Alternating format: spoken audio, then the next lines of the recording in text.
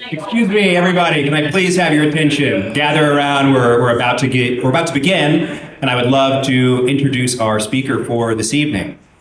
He is a retired lieutenant colonel, and he was in the Special Forces as well as the Army Rangers. A Rhino Republican once referred to him as a political terrorist for voting his conscience for the Speaker of House vote. And according to one of our members, you know who you are out there in the crowd, he is 10 out of 10 based, as some people might refer to him as. Without any further ado, please give a warm welcome to Congressman Keith Self.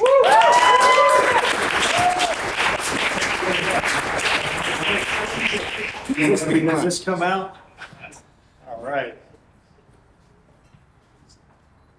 Okay, folks, are you ready to rumble? Let me tell you, because we have a republic to save. And let me explain. First of all, we Christians believe in a linear progress of history, right?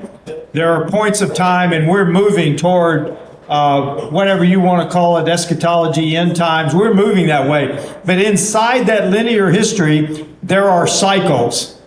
And right now, we are in an unraveling cycle. And these cycles are 20 years long, so we're in an unraveling cycle that was prognosticated in 1997. Now, they didn't see in 1997 the 2001 Twin Towers. But let me tell you, they said, and I believe that they are right on target, that 2025, before 2025, up until 2025, we will be in the crisis mode. Now, y'all are young Republicans, which means you're going to be right there in the center of it. And you need to be prepared for it.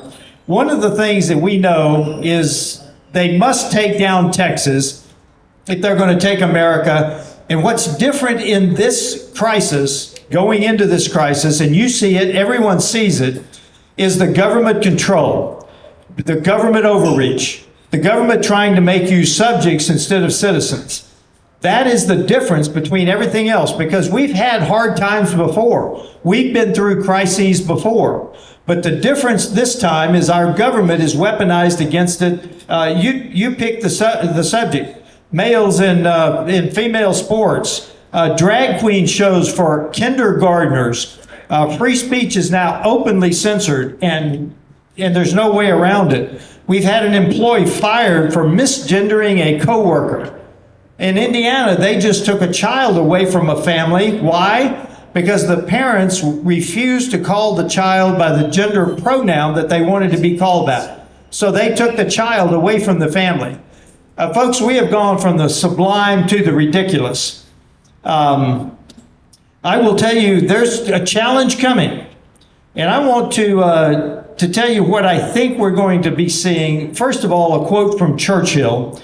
If you will not fight for right when you can easily win without bloodshed, if you will not fight when your victory is sure and not too costly, you may come to the moment when you will have to fight with all the odds against you and only a precarious chance of survival.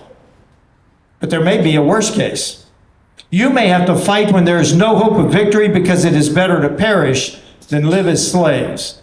Now, none of us really understand how bad it could be here, because the last generation in America that saw true deprivation was my mother's generation. She's going to be 91 in a couple of months, 91. She grew up as a young girl in the Depression. She was a young lady during the rationing of World War II. And she's the last generation that saw any rationing, any deprivation at all here in America. That's why I'm encouraging you to get ready. I'll also refer you back in history to a 21-year-old who said, "I regret that I have but one life to give for my country." Y'all probably remember that from history. He was 21 when he died. I want to tell you just some things that we're dealing with in Congress. First of all, I was one of the 20 back in January when we held our votes for the Speaker until we got the rules that we needed to govern the Congress. One of the 20. Oh, thank you. That's a long time ago now, folks. We've made a lot of progress since the 20, but that's a long time ago in life in Washington, D.C. But I was sitting there after I cast my vote, and I wasn't part of the 18 that had been planning this for a while. So one of the establishment guys would come over to me, and he'd sit down next to me, and he'd say, you can't do that. You're a freshman. You shouldn't be doing that. I'd like, yeah, okay, right. But the funnier to me was part of the 18 would come over. At least two of them came over and sat down next to me and leaned over close and said, now who are you? But I was one of the 20. But let me tell you what we've done since then. We've gone from 20 to 29 that voted against a rule against an egregious bill, to 73 that voted against one of the CRs, to 93 that voted against one of the CRs, and the last CR, 106 Republicans voted against the last CR.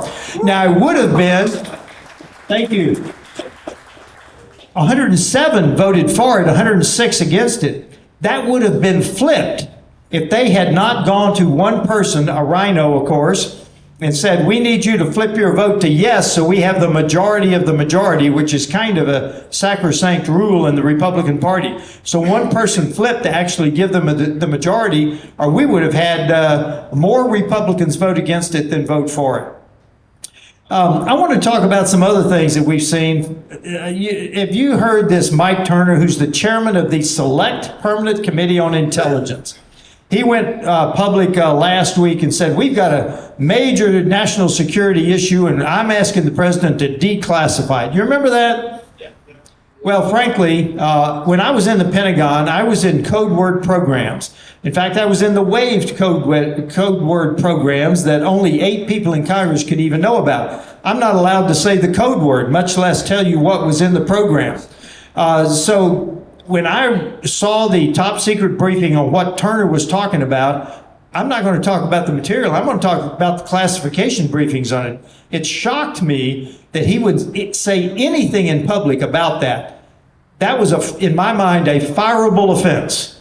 And that is a speaker appointment. The chairman of the Select Permanent Committee on Intelligence is a speaker appointment. And I told the speaker that I thought he ought to fire Mike Turner for that. That's a fireable offense, maybe an illegal offense. Why did he do that? Everybody has a reason to do things in Washington, D.C. You may have heard that we're going to be reauthorizing the Foreign Intelligence Surveillance Act, right? Well, the Foreign Intelligence Surveillance Act happened before 9/11, but under the Patriot Act, it got a whole lot worse for you. Because today, when they're collecting signal intelligence, internet and so forth and so on a terrorist that's outside the United States, if you happen to communicate with that person, you're a U.S. citizen, they can use your data now.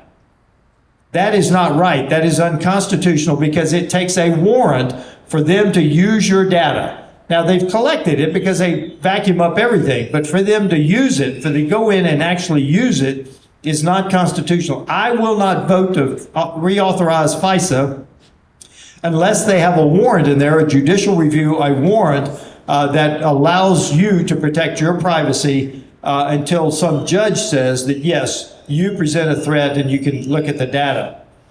Mike Johnson, you want to hear stories about the deep state. Let me tell you one that when Mike Johnson, when we were trying to get a new speaker, one afternoon, I saw the swamp in real time working. It was obvious that Mike Johnson was picking up momentum. We then had a slate of 5 that were up there, and it was pretty obvious that Mike Johnson had the momentum going into the vote. We were in open mic session, so people were getting to say whatever they wanted to. The Speaker Pro Tem McHenry, Patrick McHenry, and some of his cohorts got up with their entourage and left the room. And I'm like, man, that looks like a meeting. So I watched, and about 20 minutes later, they came back and they started talking to all the McCarthyites. And all the McCarthyites started going to the microphones and saying, McCarthy is the only person that can get 218 votes in this conference. McCarthy always thought he could come back as the speaker. But when he saw the momentum happening, they tried to take down Mike Johnson. That's why when he got the majority of the votes and became our nominee for Speaker, we had a press conference and we all gathered around him. It became more of a pep rally than a press conference. That's why he got a unanimous vote the next day. But the swamp is real, and it's active. Folks, when this crisis comes, now I was in the military for 25 years, deployed on 4 continents. Let me tell you, leaders emerge, and that's why I'm here talking to you tonight. The titles mean nothing. When the crisis happens, when the going gets tough, people you would not expect to emerge as a leader will emerge. Some that you consider leaders, that in peacetime, when it's quiet, seem to be leaders, they will fold like a cheap suit. The crisis is coming. I don't know when, but everybody feels it. You probably feel it. You see it every day. People are saying, something's wrong. Something is amiss in our country. Something is going to happen. When it does, you young Republicans need to be ready to step into the breach, because we're going to need you. We're going to need people who are, to use the word that y'all use all the time, based. The people that understand. And while you're at it, bring your drip with you.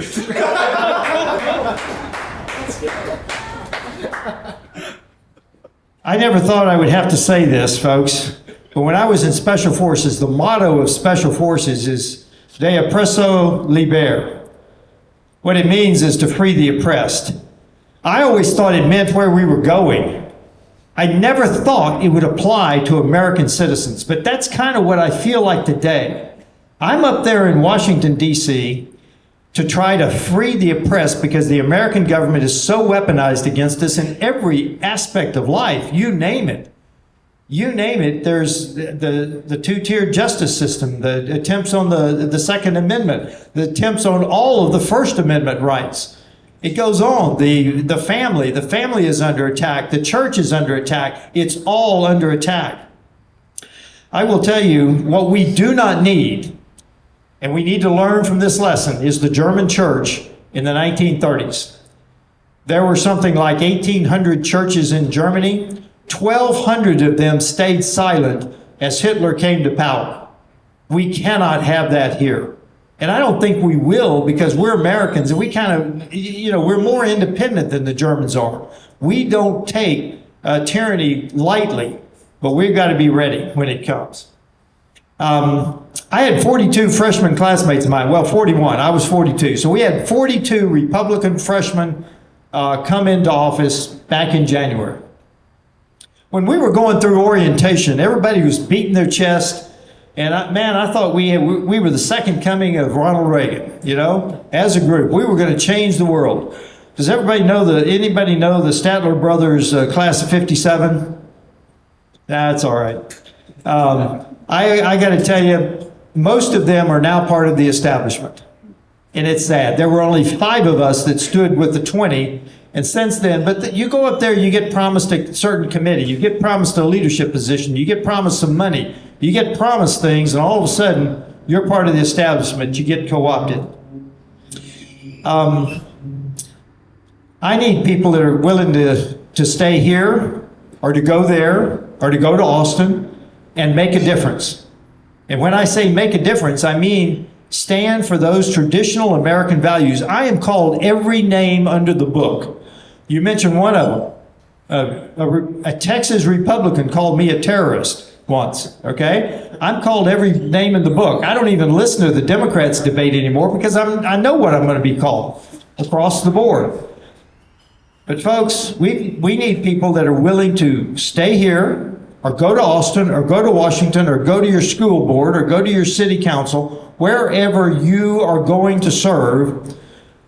Find the heart of a lion, stay based, That's right, and make a difference. And you're only going to make a difference if you've got a tough skin and you're willing to be talked about. There's an old saying from antiquity that said, if you want to make a change, you've got to be willing to be thought a fool. So if you're an extrovert, probably don't go into politics, because you want the applause of the crowd. You want the approval of the crowd. Don't go into politics if you're an extrovert. Now, if you're an introvert and you frankly don't care what people think about you, kind of putting it broadly, then go into politics, because we need you there. We need you there with the heart of a lion. So that's enough for me. That's what I've been seeing this year. We've got some big issues coming up, folks. FISA reauthorization. We've got 2 continuing resolutions we're going to have to deal with as soon as we get back on the 28th. But this is the time for us to make a difference. I signed a letter with the Freedom Caucus today, sent to the Speaker, basically telling him to stand firm. With that, I want to thank you for having me here today. I want to encourage you, because the crisis is coming. Now, that's not the encouragement. The encouragement to you is to be ready, because y'all are the next generation that are going to have to step into the breach and take the place of some of these people that are not cutting the mustard. So be ready. With that, let's take some questions.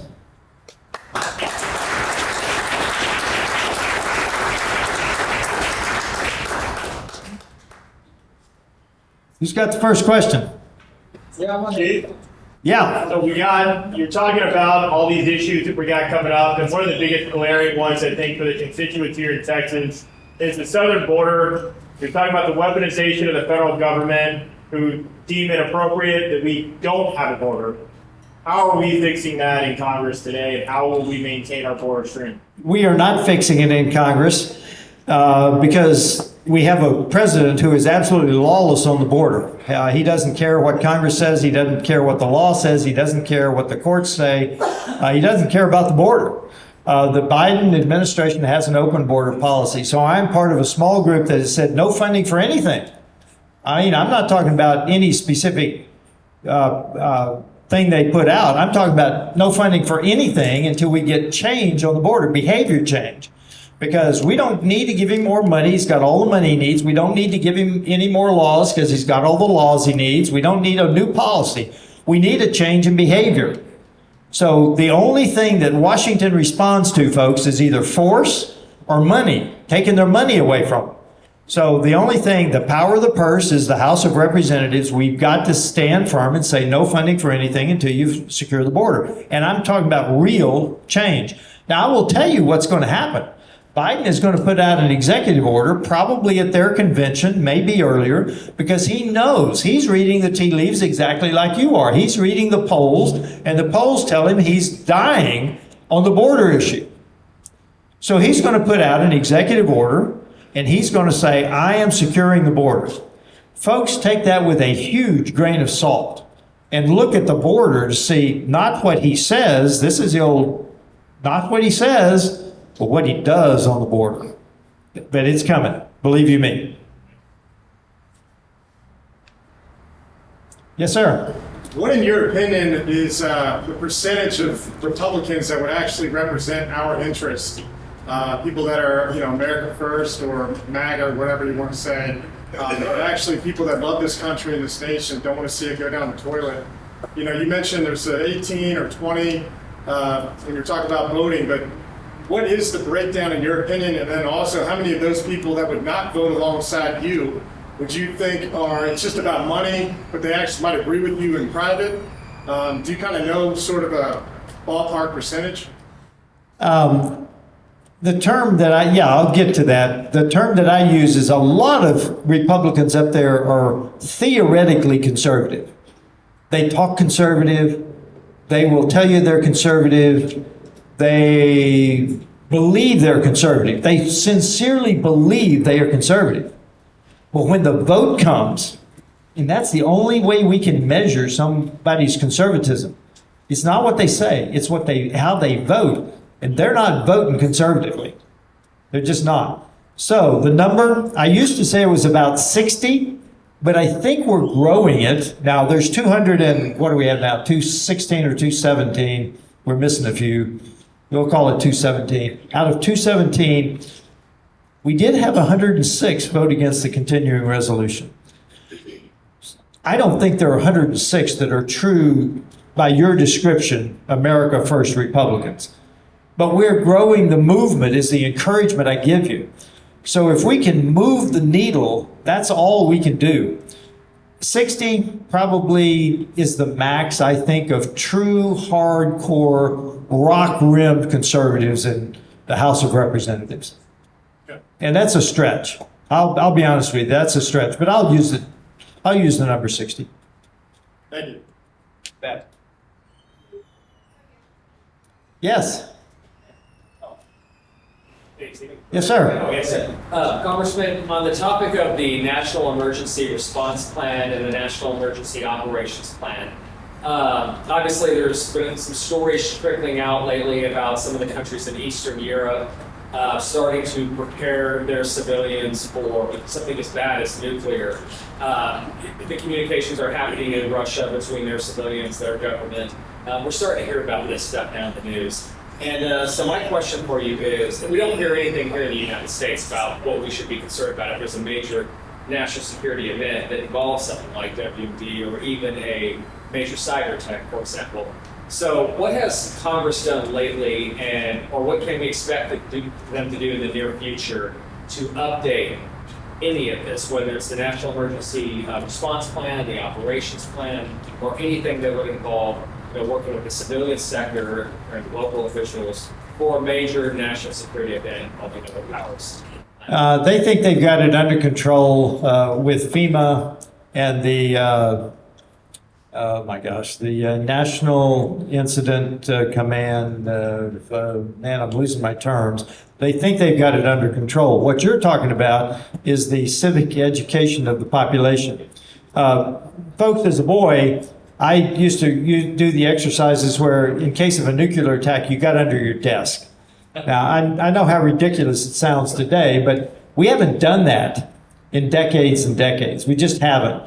So why would the government, the Democrat government, the Biden administration, want to alarm people by telling them we might have a crisis coming? They're trying to keep you guys asleep. They don't want to tell you that something's coming. They don't want to tell you that we're liable to have an EMP, electromagnetic pulse, fired off over the United States, where 90% of us will die in the next year just from starvation. They're not going to tell you that they're destroying the fossil fuel industry as fast as they can to include fertilizers to grow our food. Why would they tell you that a crisis is coming? They want you asleep. So I'm not hearing anything about it because they think they've got it handled at the government level as opposed to asking the citizens to prepare and get involved. Folks, the administration would just as soon you guys not vote, you guys not go to meetings, you guys just stay asleep, is the answer to your question. It's not happening. In fact, my freshman classmates, we've gotten on the leadership now because there's no continuity of government plan anymore. They closed the bunker in West Virginia that Congress used to go to, so it's defunct now. Is that the name of it? Whatever it was, just across the border. So they've closed that. That's defunct. So we're asking, is there a continuity of government plan? Which means if the Capitol got blown up or whatever, where do we go? If there's a major attack, where do we go? What do we do? How do we maintain the U.S. government? So we're asking questions, and there's not a lot of good answers coming out of the leadership. Yes, sir. Okay, so real quick, have you personally met Joe Biden yet? Why would I want to do that? Well, I just want to know how inept he is in actual person. I did go to the Ellipse once and saw him from a distance of maybe 40 yards. Okay. That's as close as I've come. Okay. Now, I turned down an offer to go to the White House Christmas party. I turned down an offer to go to, I just haven't gone to the White House because I don't care to go. Yes. Yes. And also, have you met Mitch McConnell personally? I have not. You have not. There's not much relationship between the House and the Senate. Yeah. Yeah. We just don't mix. Yeah. I just want to know how inept both of them are because we see it on TV every day and it's just incredible. I would think you've got a fairly accurate picture. You one more? One more? Who gets the last question? Right here. Yes, sir. What's your take on the Foreign aid package, and do you think that Speaker Johnson is going to bring it to the floor for a vote, or do you think, if not, do you think that there's going to be enough House Republicans to get a discharge petition? I don't think there are enough to get a discharge petition, but even if you do, there are parliamentary maneuvers that you can do to drag that out. Like 1 week is one legislative day. I mean, there are lots of things that you could slow that down. He's promised and he's stood fairly firm that he's not going to bring it to the floor. So I have to believe the speaker. He's getting a tremendous amount of pressure. The moderates have proposed an alternative bill where they will strip out all support other than lethal support, so the United States would send lethal support to Ukraine. That's what you're really talking about, folks, is Ukraine funding. But let me just give you a couple of figures. Our GDP in the United States is $29 trillion every year, $29 trillion. The EU as a whole, the European Union as a whole, is $20 trillion. Anybody want to take a guess as to what Russia is? 2.5. Yeah. 2.5. Folks, Texas is 1.8. Russia's got 147 million people. We got 30 million people. We got a $1.8 trillion GDP. They got a $2.5 trillion GDP. The EU can handle this. In fact, we're starting to see Germany move, and I think it's because we've been holding it up. Germany last week declared they would go to 2% GDP in their defense budget and maybe to 3.5. Folks, that's huge because Germany is the one that needs to be carrying it. They're now the third largest economy in the world. We're first, China second. Germany is now the third largest economy in the world. But as long as the U.S. is willing to do it, and they're happy to sit on their duff and keep their social programs going. That's right. But Germany needs to understand they need to step up. If you're going to be the third largest economy in the world, you need to be the guiding light for Europe. Let's see them move. Sorry. Germany needs to step up.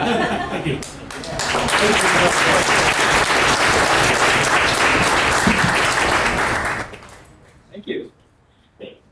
That was excellent. Thank you, Keith.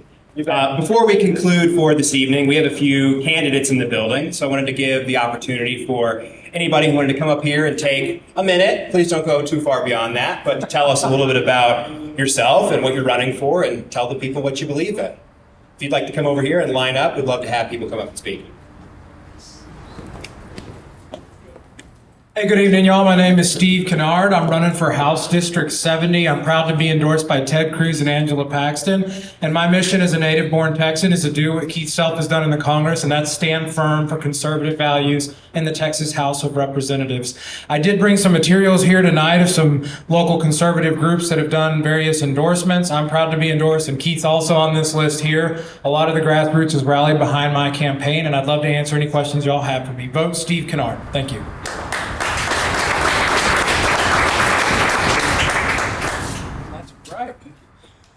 Hi, y'all. I'm Darrell Day, running for Congress in CD 32. This is a chance for a flip because Colin Allred, Communist Colin, is vacating the seat to go get crushed by Senator Cruz. So we have a chance here for a flip. Before I say any more, I've got a quick quiz here. Who here could tell us the last 4 words of the Second Amendment for a T-shirt? Bang. Very good.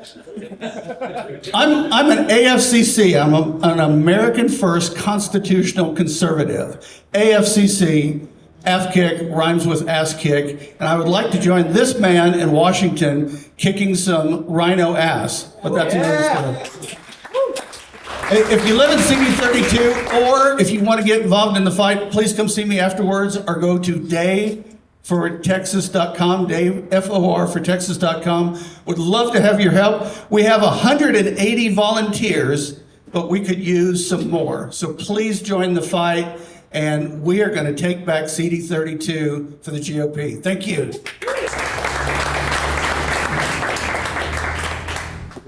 My name is Luis Canosa, and I'm running for City Council District 4 in Irving. Okay, this is a decisive election because right now there's 4 conservatives out of 9. So this would flip the city. And for decades, there's so many things that we have not been able to do. Just basic things like banning outrageous pornography in kids' sections of the library. Stopping developers from ruining family neighborhoods by bringing all this low-quality apartments, construction. Keeping the character of those neighborhoods so that they're good for families. So we have lots of volunteers. We have very good people that are helping us with our campaign. But of course, we could use some more help, and we could use young people, especially soldiers that will sacrifice, that will put their time. Those are the people that really make the difference. Everybody, the guy that is the face, the guy that wins or loses gets the credit, gets the fame, but it's the effort of all those people that are behind that really makes change happen. So if you can help me out, I will be infinitely grateful, and I'm sure that God will too. Thank you very much.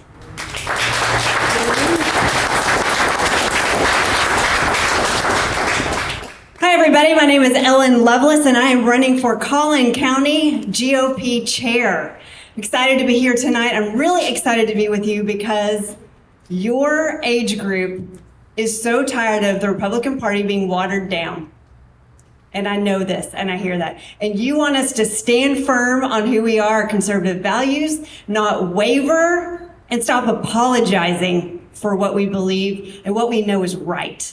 And I'm excited to partner with you in this. So my kids are in this age group. My son is 23, my daughter is 28, my son-in-law is 29. So they are feeling the same thing that you are, and your generation is really gonna bring us back. And I'm super excited about y'all. So keep fighting, keep speaking truth, keep at it. We need you. And so our future is bright with you. And I'm thrilled to partner with you. Come into the party, be precinct chairs. Bring us back to standing firm on every single thing. We need you. So you can go to my website to find out more, ellenlovelace.com. I'll hang out for a little bit. I would love to chat with you some more. And again, thanks for being here. But one more thing, I need crowd participation. Ready? On the count of 3, I need you to say, wow. 1, 2, 3. Wow.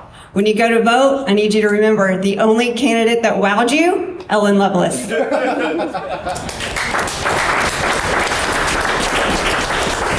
Good evening. My name is Frank DeSimone, and I am running for Precinct 76 chair. I am an Army veteran and have experience in technology consulting, and I would like to use that experience to increase participation, energy, enthusiasm at the grassroots level. And so I appreciate your support. Thank you.